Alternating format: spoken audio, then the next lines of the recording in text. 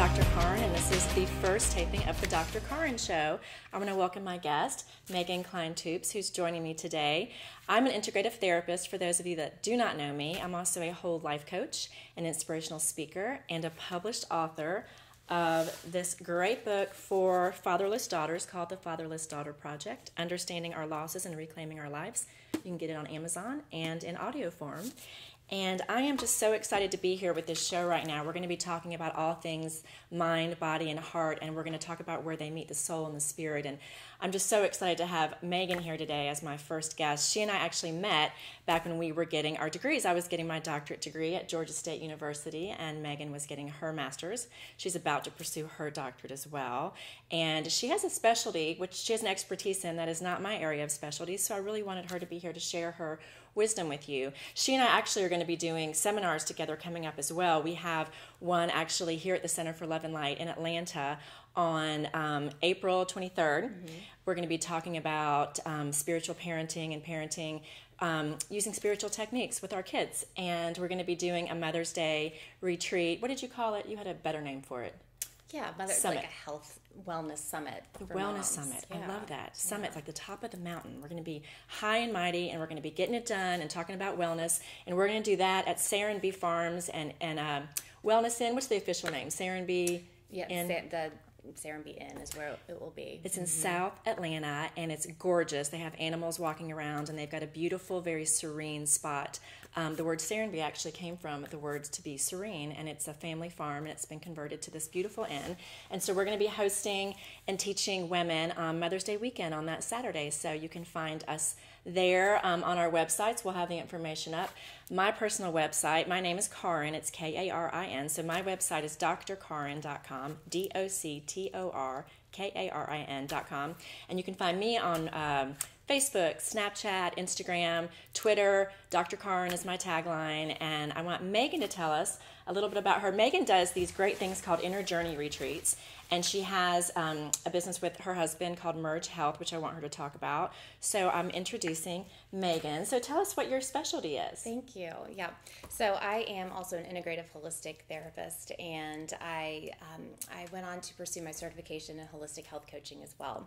So I've really bridged the two together. Well, the three: body, mind, and spirit wellness. Mm-hmm. And my husband is a personal trainer and massage therapist, and we formed our company about 8 years ago, Merge Health, Fitness, and Nutrition. And we were just finding that people were getting better faster when we looked at all areas of their life. So that led us to create that together. I think it's so phenomenal. She works with her husband in this, and he's this personal trainer, and she's got this specialty I know you have a cognitive therapy base, and you've got this holistic base. So for those of you that don't know, holistic has to do with the whole self, and I use the word integrative therapist also to describe that, where you're looking at all the dimensions of the self. And so Meghan and I really align on that way of treating the individual, and I kind of think it's like the only way to do it, because you can't disregard one without the other. Yeah, right. It kind of is. So tell us how. We're going to talk about spirituality in the home for this episode, and I really want to talk about how about why is spirituality important? Why can't we, like anything else, leave it out of our home life? Why do you think it's important at home? I think because it's the root of our joy, and it connects us as humanity, as a family.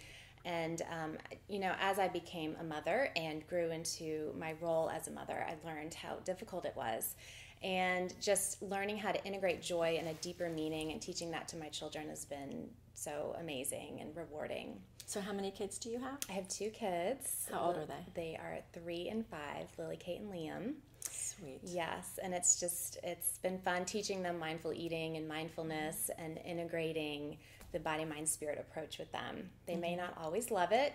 Sometimes they're I remember my daughter said, "Mom, won't you just make cookies like normal moms?" And just cut to the chase. Yeah. So, but as you know, with your kids, it's pretty powerful.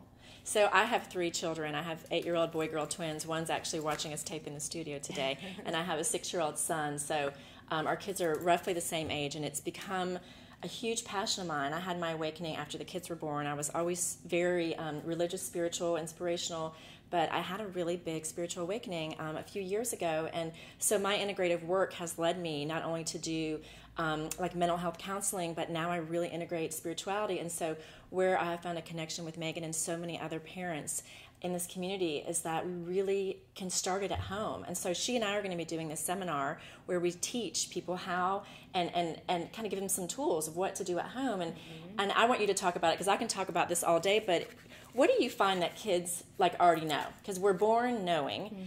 We're born as beautiful divine beings when we arrive here. And I do believe that children can be our teachers. So why don't you dive into that? What do you think kids are born knowing? They teach me every single day. And I think what kids innately know is the gift of mindfulness. They know how to be in the present moment, in this moment, without judgment and compassion for themselves. I remember my daughter, this first lesson just hit me so hard as she was blowing bubbles in the kitchen. I let her do that.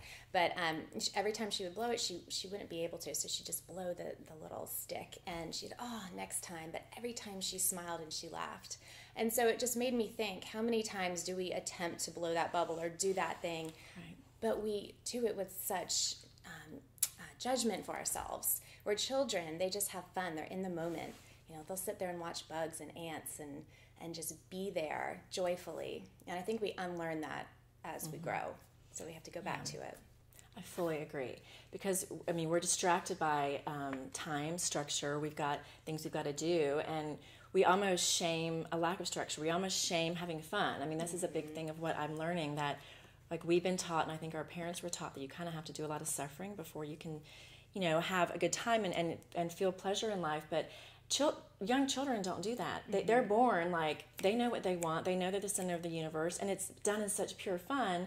And it's so interesting. You get to experience that again when you have these kids, and they're blowing bubbles. No one's worrying about the mess. They're completely focused on the bubbles, not the phone, the TV, the next thing that's coming. So for you and your husband collaborating on that in the home, what kind of gifts does like a masculine energy in the home bring for spirituality? I like dancing to Metallica this morning, perhaps. Awesome. So yeah, when I'm, of course, running around trying to get the kids ready for school, and which is important, but he turns on Metallica and starts dancing, and the kids are air guitaring and just having so much fun. And I had to almost check in with myself and say, this is good. This is really good. They can. Because what would somebody else say? What would a judgmental mind say? Judgmental mind would say, which of course creeps up, but you have to be aware of it. We have to get in the car. We're going to be late. The teachers are going to be wondering where we are. I'm going to be late for carpool line. We're going to have to walk in the walk of shame where you miss carpool line. So there's a lot of judgment that can go into it versus, okay, they can have a minute and a half to dance with their dad. It's more important. Why is it more important? What's happening in that minute and a half that would not otherwise happen if we were rushing to carpool line? They're laughing like hysterically, and they're bonding, and they're just having fun. They're in the moment completely versus me fussing at them to do something. And so it's this delicate balance that I've been trying to learn and continue to try to learn of responsibility and getting things done in the home, but also doing it joyfully and having fun and making sure there's laughter and light and music in our house all the time. I love that. Yeah. The music. So I want you to talk about the effects that has on the body, mind, and spirit. So we're talking about mindfulness, which is a Buddhist-based practice of being really present and not having judgment for yourself or others, but just letting be what is. So when we're practicing mindfulness and joy and laughter and being present, how is that helpful for the mind, body, and spirit on all those levels? Yeah. Everything, I believe that any symptom or problem that we have has a root in all three of these fields of our life. And I think that when our spirit is off, our mood can be off, our physical health can be off. When we're not feeling good, we're not going to go want to work out. We might be craving unhealthful foods. So it all reacts and relates to one another. I remember one of my mentors, I came to her one day and I said, okay, you work, you're a mom, how do you get dinner on the table? How do you work? How do you do all this? And I had my checklist, I was ready to write it all down. Right. And she said, don't do it if you don't want to do it. And in that moment, it really shifted things for me. And I realized that if I can't do something with a joyful spirit, it's going to affect my entire self, my body, my mind, my spirit. And that's what I'm giving to my children. And so I want to model. Powerful. I want to model for them just how to be a balanced, happy person. And so it's really important for me to take care of my mind, my body, and my spirit.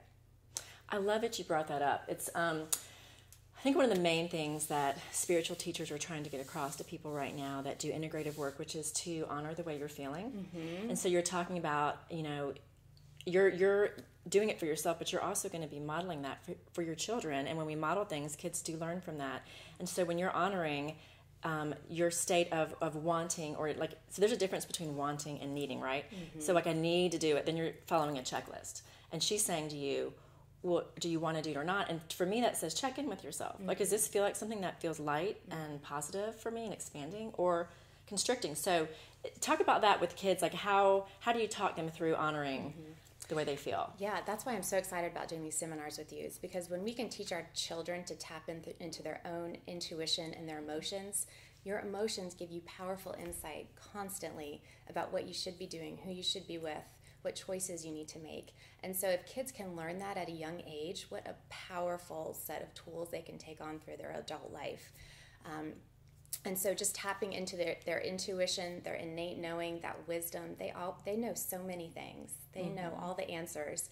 And so without us telling them what to do, checking in with them, how do you feel right now? Do you feel it in your stomach?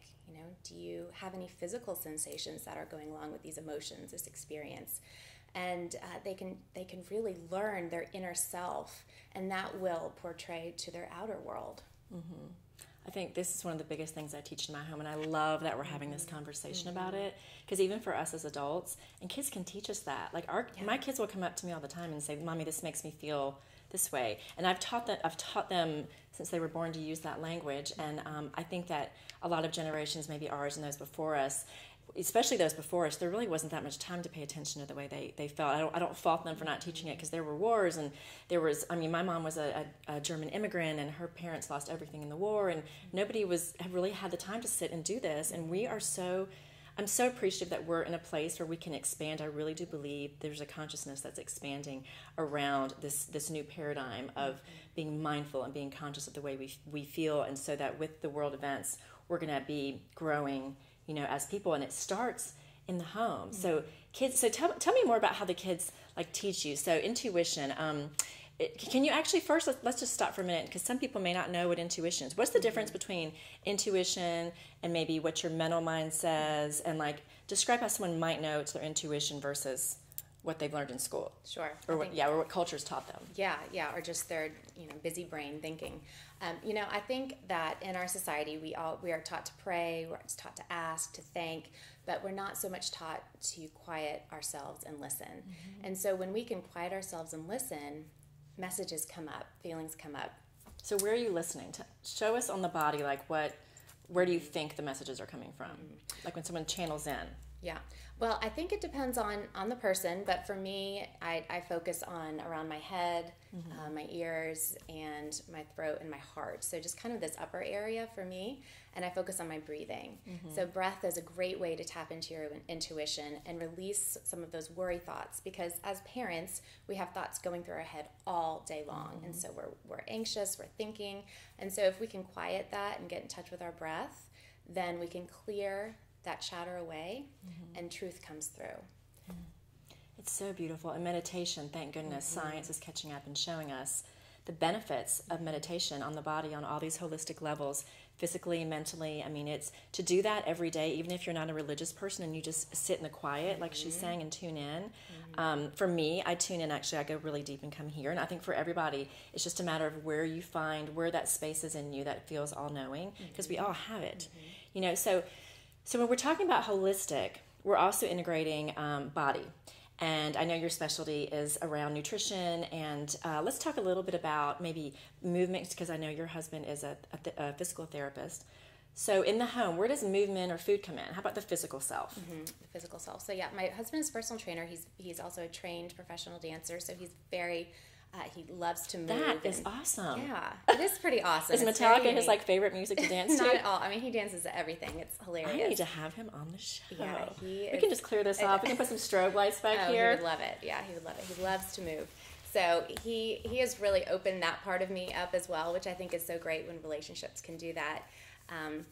And the food piece, one thing that I've worked with my kids is knowing how they feel after they eat certain foods. That's so important. So talk about that. What does that mean? So if my kids indulge and have lots of sugar like they did on Valentine's Day at the Valentine's party and we're just off the wall, we checked in and said, okay, so what did you eat? And it wasn't about shaming or saying foods are good or bad, but just noticing, just becoming aware of when I eat a lot of sugar, a lot of chocolate, I might feel a little bit hyper, or I might have a tantrum or cry. And so I'll just gently notice that with them.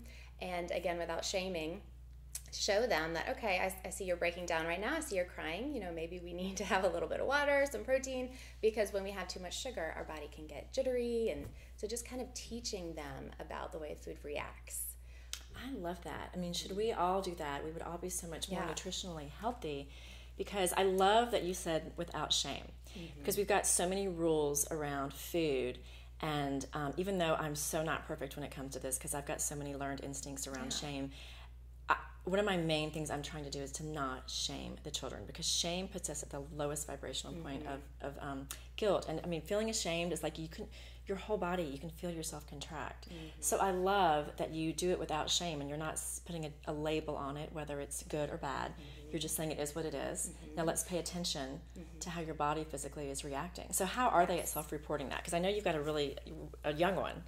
Yeah, so they're okay. I think it's planting a lot of seeds, and we practice mindful eating and we make it funny and fun. So we integrate that in a lot. They close their eyes and they make funny faces and they breathe and they use all their senses. So they're practicing these things, though they may not know. Okay, I'm craving sugar. This is why. Food is so emotionally based, and so I think if we can help cultivate a positive relationship with food from a young age, it will help decrease cravings, binges, emotional eating as they get older, because I see that a lot. Kids, older teens with anxiety, depression, using food to make us feel better, and adults too, because it works really quickly. Food works really quickly to make us feel better. So if we can get a hold of that and kind of learn why we're doing certain things and what foods make us feel energized and high vibrational, it's really empowering. Yeah, I mean, because we're eating 3, if not 5, if not 10 times a day, depending on your schedule. So let's look at 2. So we're doing mindful eating. We are paying attention to the way we feel. We're using laughter and joy in the home and music and dance. Yes. We're being present. How about really focusing on the spiritual practices maybe you guys are doing, like any meditation time or prayer time or quiet time? Like, what do you find has helped your kids and you as a family unit? Yeah.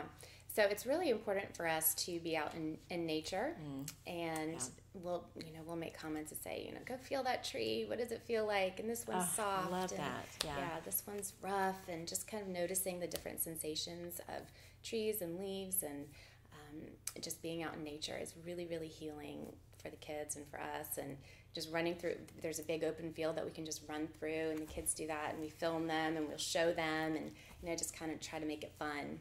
But and how do they respond to that? I think they love it. They like to, in the age of social media and phones, and they like to see, the videos and see themselves having fun. So I think that's pretty special, is getting in nature. And we are teaching them a little bit about meditation because, like you said, science is showing that there are profound effects on the brain. The brain can change in 8 weeks just from simple meditation. And I think for parents, too, it's important to remember that we don't have to meditate for 20, 30 minutes at a time. So important, right. And I know we got that from these people that are really enlightened, but it's put so much pressure on people that we have to do this 20 to 40 to 2 hour minute thing, and you have to, I don't have that time hardly ever. No. Like maybe once a week. Yeah. So I love it. So talk about that for a minute longer so that people know what's okay. Like, can they really tap in if it's only 2 minutes? I think you can. I do too. I do. And you just close your eyes, you focus on your breath, you focus on different parts of your body that need a little TLC or that are stronger than the others, and you feel the warmth and sensation, and it centers you. It centers me. I'll speak for myself very quickly. So even if it's 30 seconds when you're waiting for your child at carpool line or doing the laundry, if you feel yourself getting overwhelmed, feel yourself planted in the ground, in the earth, and breathe, and it will recenter you, and that's a meditation. So it's just about tapping into the quiet space, using your breath, and getting a shift in perception and emotions is a powerful change, and that's how you begin to change your life, is with these small 30-second changes. It is, they've shown, and we know this from cognitive and behavioral therapy, that just by taking a deep breath, what I love about holistic therapy is that it talks about how the body responds and the mind reacts and the spirit reacts. So just by taking a deep breath, which is a foundation of meditation, your body actually will respond by lowering its metabolism, lowering its heartbeat, improving immunity, just by one breath. So if you do that 3 times very purposefully, which takes 30 seconds, maybe less, just by that simple physical act, you are already helping your body and your immunity and your mental self. And I just love that our bodies were wired to appreciate that and to be satisfied and uplifted by that. So I want you to talk real quickly, because I'm going to wrap it up here shortly, but you've got these inner journey retreats, and I want you to share a little bit about what those are about and if there's anything coming up. Yeah, so I think forming retreats, workshops, seminars are so powerful because it brings like-minded people together. And so that was my desire in doing that. And I formed Inner Journey Retreats with a colleague of mine, Lena Franklin. And so we've done lots of different workshops and seminars with women, and now we're gonna be doing some more retreats together. So it's just about bringing people together, building community. And we learn from one another. And so that's what I found the participants do. They learn from one another, they form relationships, friendships, and a huge change can begin just with one day long retreat. It makes a huge impact for people. So it's just been a really powerful way to bring people together and create change. Yeah, I know. I've followed Meghan and Lena's work, and the pictures are always beautiful. Of course, these 2 beautiful women, but they're beautiful inside and out. And you guys are really projecting a pathway to living a life of greater wellness and of more peace and of more happiness, and finding out really what you want in life. And you can find her. I want you to talk about where we can find all this information and your website and your social media. Yes, thank you. I'd love for you to come join me on social media and online. My website is meghantoups.com, and it's GHAN, toups.com. And I'm on Facebook, Instagram, Snapchat, although that's usually just my children and I doing funny faces. But it's awesome. Yeah. It's awesome. And then my husband and I, we have our business, Merge Health, Fitness, and Nutrition, and that is the website, mergeintohealth.com. Yeah, so you can see us together on April 23rd here in Atlanta at the Center for Love and Light, and you can see us also Mother's Day weekend at Serenbe. And I just want to thank you so much for all your wisdom this segment. She also does phone. You do phone coaching, right? I do. Yeah, phone counseling, consultation, coaching, just Skype. It makes it very easy for people to get help who needs it. So thank goodness for that. So if you're in Atlanta, seeing her in person is great because you can really commune with people's energy. But you know what? I'm a big believer in phone sessions. I do a lot of clients as well, and it's when you can't get to the person, you can still connect energetically, whether you're just talking on the phone or you're Skyping. People always ask me if it works, and I will tell you, the 2 people I see, I only do phone because they're in California. Yeah. And even though I don't see them, I see them with my spirit, and I connect with them wholeheartedly, and so I am a big believer in that. So don't be afraid to use that resource. Absolutely. Makes it super easy. Yeah. So thank you for tuning in, and we will see you next time on the Dr. Karin Show.